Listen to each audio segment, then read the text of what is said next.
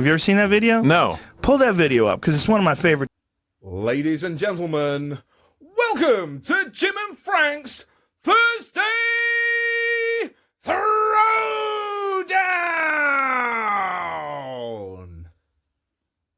Thursday Throwdown, Jim.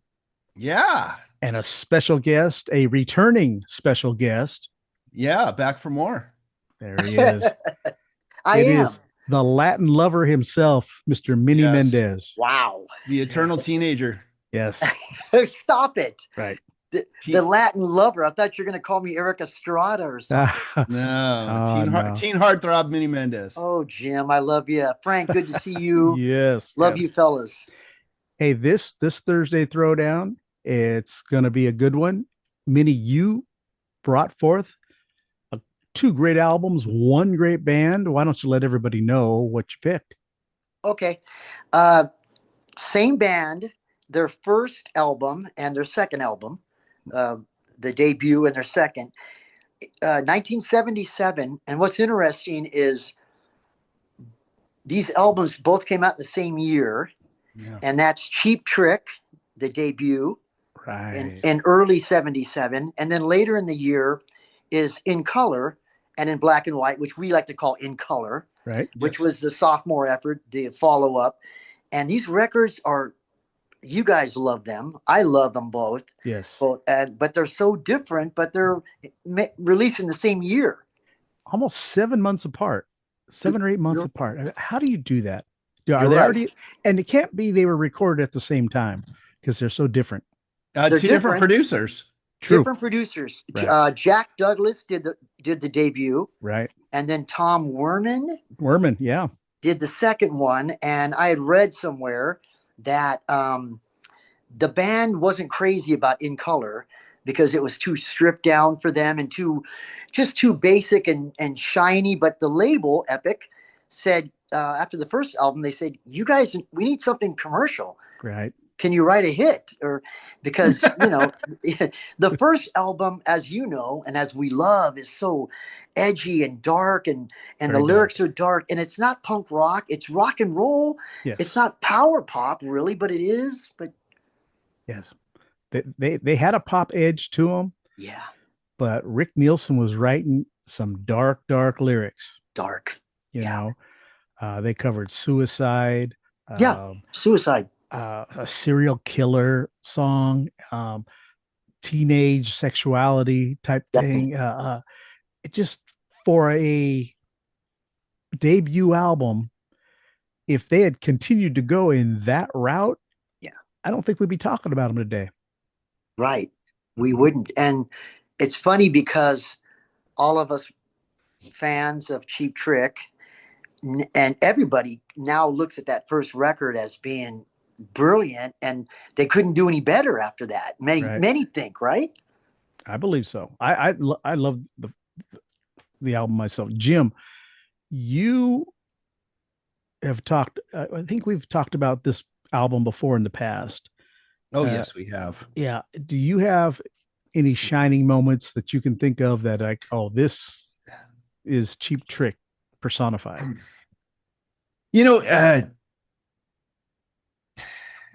To me, it doesn't really sound like a Jack Douglas record. Right. You're thinking Aerosmith. Yeah. Different, Toys in the Attic style. And there's places on this where it really rocks. Mhm. Hot Love. Right? He's a whore. He's a whore.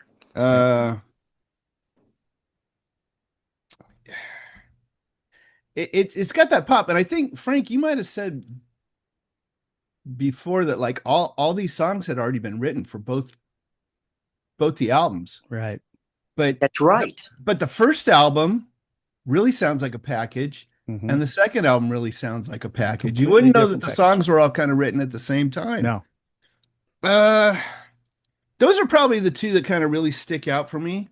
Although on the re-listen, as our Mhm. friend Jerry used to say, "Oh Candy," Love that song. that was straight up great.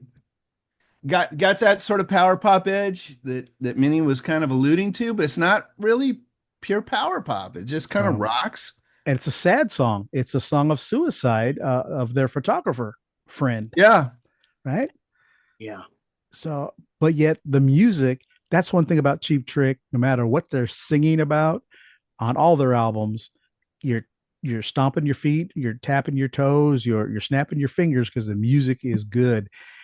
And then when it's two worlds coming together, because those lyrics are just a totally different ballgame.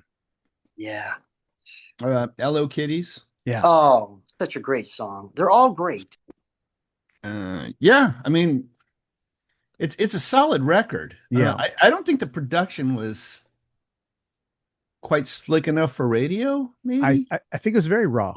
it's bizarre to think that they had two albums out in 1977, although Right. that wasn't unheard of in 1977. No. Now you can't get a band to put out an album every 5-6 years. Right. And a lot of that first album is still in their live sets today. Yeah. They're playing yeah. a lot of those tunes still. And speaking of live, Rightly so. Minnie and I were talking earlier about a certain concert where I was introduced to Cheap Trick. Yeah. Did you go to that concert, Jim? Frank and I were talking about it. 1977. Frank was there. I did not. I just had to envy Frank going. Right? Okay. Here's my story on that. And that's a beautiful button. Yes. And that's real. That's very- legit. Yeah. So 1977, I had not gone to my first official concert yet. That would be later in the year. And I know everybody in my neighborhood, everybody in your neighborhood, everybody in frickin' Charter Oak went to that show at the Forum. Right. Everyone except me. And me too, Jim. And I like to think that I was invited, or I didn't have the $9 it cost to go, Right. or that I was grounded. But my parents didn't ground my brother and I, and they really should have. Right. We were very mischievous. So I didn't go to that concert, Right. and everybody came back, and of course, raving about Kiss.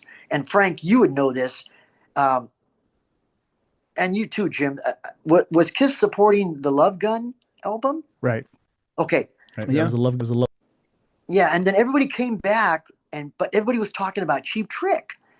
All my buddies, Cheap Trick, this band, and they didn't know how to describe them. 'Cause Right. the word power pop wasn't there yet, and it wasn't around till a year later. And then, so they come back and they're all talking about it, and so we go out and buy the In Color record, Right. and we listen to it nonstop, and of course, we think that we have something that no one else has. Nobody's heard of Cheap Trick, and a year later they're the biggest band in the world, and Budokan and Heaven Tonight. Oh. But at that time, it was fantastic, and I didn't discover the first album until maybe a year or two after that, maybe 1979, 80, and I was kind of late to that first album. But that In Color record, it's got to be one of my top 5 records. Right? I mean, sometimes it's number 1. It just depends what day it is. Right, It's sure. fantastic.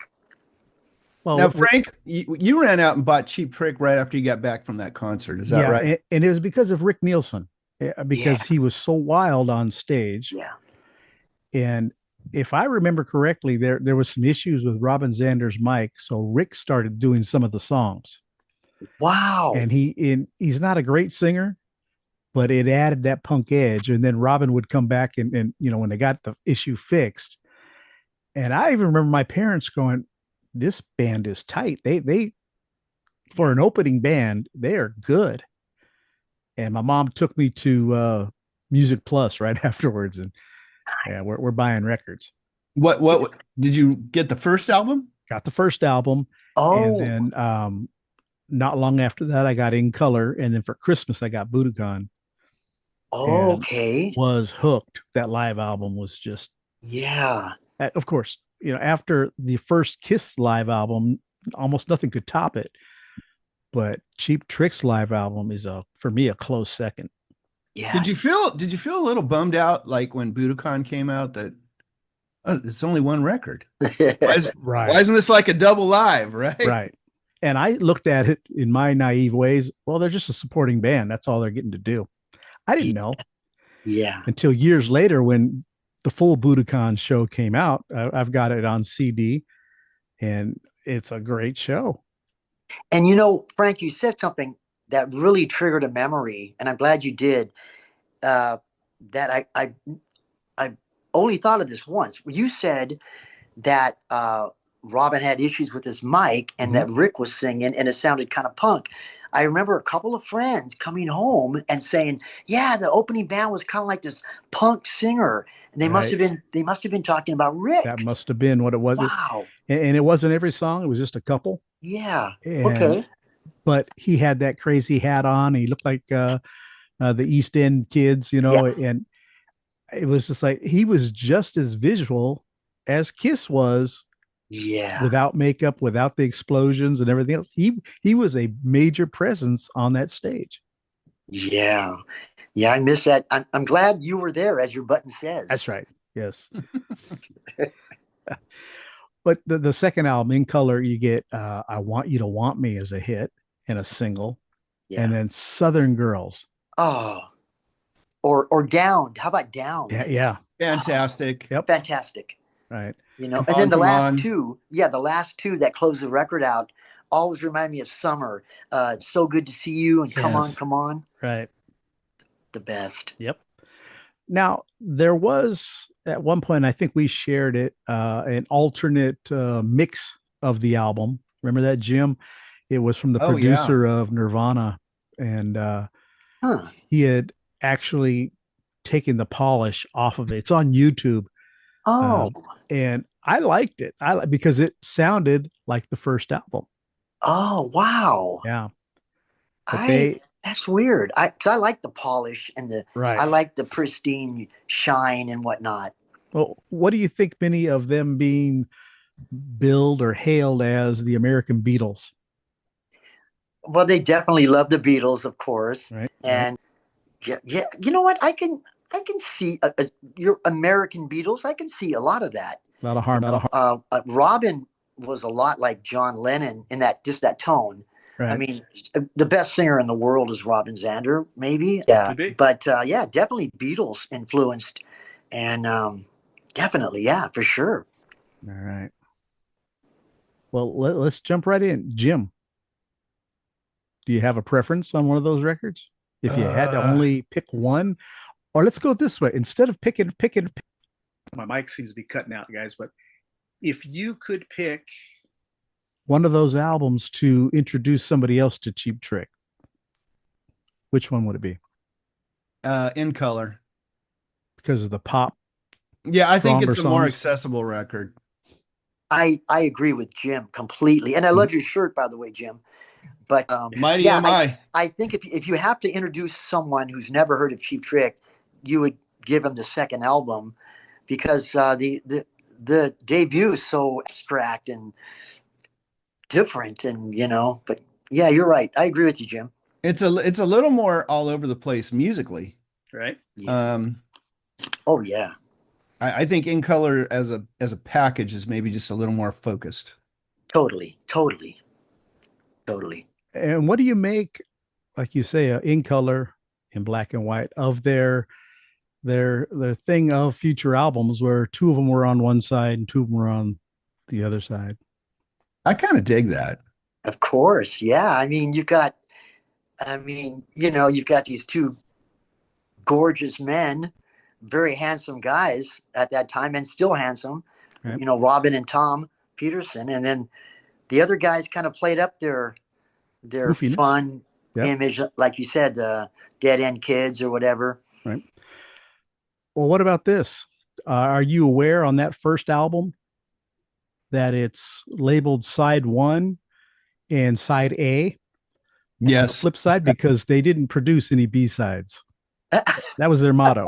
That was their thing. No B-sides. I did not know that. That's great. That's why I've always taken that towards the album covers. Since we can't repeat that, let's just put two good-looking dudes on one side and two dudes on the other side, and that's how we'll do it. I was showing Frank earlier, Jim. I have that In Color in a frame right next to me. I'd show it to you, but it might glare back, but it's beautiful. Yeah. That record is so beautiful. I think it's beautiful. I love the I Want You to Want Me stock, Right. as much as the live, if not more. Just the happy piano and whatnot. Yeah. Yeah. All right. So we all agree that we would tell somebody new to check out In Color. Yeah. So Mini, is that the album of your choice of these two? Oh, Frank, really? You're gonna ask me that? Yep. You knew that question was coming. You, I expected it 10 minutes ago, but that's okay. I'm gonna tell your brother on you. Okay. Like I said, I discovered that second album when all you guys, except for Jim and I, went to see that Kiss concert, and Cheap Trick was, on the map. I got into the second album, or the first album, a couple years later, and I was really into that album. Like you said, He's a Whore, Oh Candy, and Speak Now or Forever Hold Your Peace. Right. Yeah. Beautiful. I'm gonna have to say, and this might be a little different, and I'm not trying to be difficult or because I'm not, but I hope, and this isn't a cop-out, guys, but for the throwdown, I don't know if this is a first or not, but I'm going to have to call it a draw. What? Is that That's a wrong? cop-out. Yeah, no. Split decision. Yeah. I call it a draw because they're both amazing. Okay, hold on a second. Let me write this down that I'm never inviting Mini back. Wait a minute. That doesn't mean one of those records won't get the nod from one of you cats. You never know. Oh, he's trying to throw it off on us. Okay. I see what he's doing. Exactly. So no, I really think they're both so fantastic. Mini's acting like he's Sweden right now. What about you, That's Jim? all right. I'm going to stick with In Color, I think. Like I said, I think it's a little more focused package. Weird that all the songs were written at the same time, because it almost sounds like a little progression. Like they did get me, maybe a little more commercial. If you threw Heaven Tonight in there, that would be my pick. You like that one even better? I think they just got even better on the third record. I tell you what, I'm going with the debut. That doesn't surprise me. I know that's your baby. Yes, it is. I love that record. Frank. Oh, so we're still at a split decision. We get nowhere. We get nowhere. I will never be invited back. No, right? No, not unless we do Ted Nugent, something like that. They're just so difficult. But right. I apologize. Not at all. No, nope, not at all. Tom Werman went on to produce a bunch of people too. I mean, you think about him. I mean, didn't he produce Nugent at one time too? I believe he did. I believe. Yeah. There was that whole 70s and mid 80s bands that everybody was kind of pigeonholed into the hard rock scene. Well, once you have that hit, right? Yeah. Everybody wants that producer. Yeah, wants that producer, man. Yeah. And they become like the hot ticket, right? Right. Steve Albini. That's who I was thinking of, Albini. Yeah. Oh, right. Did the Cheap Trick, right? Steve Lillywhite became like the man for a while, right? Mike Chapman. Chapman. Yeah. Now In Color went platinum. Mike Chapman. There you go. Exactly. I couldn't find any sales on the debut. I'm sure by now it's gone platinum, but what do you have? No, you know what? I've got In Color went to number 73. Right. And and went platinum, which seems kind of weird, because I think a lot of stuff went kind of bigger after Budokan came out. Yeah, everyone went back and bought stuff. Probably backtracked. Yeah. Let's look at the charts here. First album went to number 207 on the Billboard. Right. Yeah. How can it be 207 on the Billboard Top 200? Well, that's a gimme. Yeah. That's didn't even make it. Honorable mention. That's bubbling under. Yeah. Right. Reissue. And it doesn't even show it like sales. So no, it probably didn't even break 1,000,000. Now that first album was 40 minutes long, and it doesn't feel like it's 40 minutes. Yeah. To me, No, it's but a the fast songs were a record. bit longer. They get off into the 4 minute, 4.5 minute range. Right. Well, Minnie, you solved absolutely nothing on this episode, on this Thursday Throwdown. You know, if you want me to pick someone, I will. No. I totally get where you're coming from. Two fantastic albums, one great band. Yeah, the best. I mean, I think I think Robin Zander's the best, and and to this day, yeah, still bringing it home. Yeah, they've changed up their website, but at one point when you went onto their website, it said America's premier power pop band or something along those lines. Cool. They've taken that off, but yeah. You can say self-proclaimed, but I think a lot of people would point at them and say like they're the deal, man. Yeah, and they're very rock and roll, and I think too that when I listen to both records, they make me feel different. I don't know about you guys. I'm sure. When I listen to In Color, it's more uplifting. It's upbeat. It's sunny. It feels like summer. I feel like I'm young. Right. The debut, I get a little tougher. I don't know. I feel a little edgier. Yep. Sure. They're both great. They're just great. I was solid with Cheap Trick through Dream Police. And they really went off on a pop tangent after that for me. And I still enjoyed them, but I didn't follow them as much after Dream Police. I don't even remember what came out after that. You guys I think they had like Next Position and Next Position, Please. Yeah. And I Standing on the Edge. Standing on the Edge was 85, and that was a good record. Right. Yeah. And I just then they'd put out a couple of hit and misses after that. I know when Tom Peterson left, it seemed the music changed, the vibe changed. And my band, we once opened up for Robin Zander's solo band. Oh, wow. About 10 years ago. Yeah, it was great. Yeah. Did you get a free t-shirt? I don't remember. I don't think so.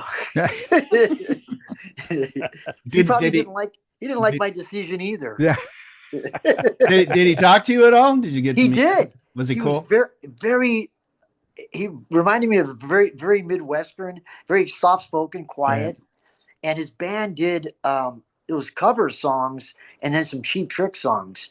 Oh, cool. And he had these top-notch players behind him. Yeah. And it was about 10 years ago. And he was great. I mean, his voice was great. Yeah. He was very, very kind, very nice. He seems like a genuine individual. Yeah. My my son Jacob.